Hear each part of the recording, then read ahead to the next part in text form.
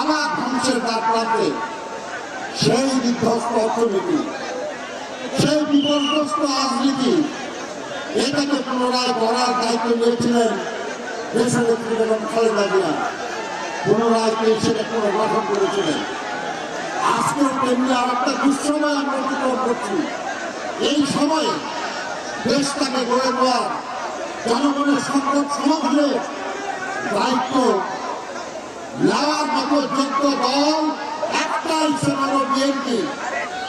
আর সেই দলের সরকারের নেতৃত্ব দেওয়ার সবচেয়ে যোগ্য মানুষের নাম তারেক রহমান।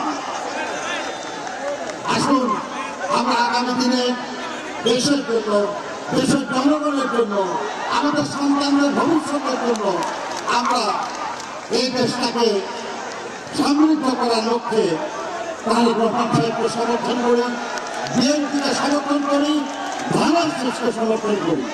আপনাদের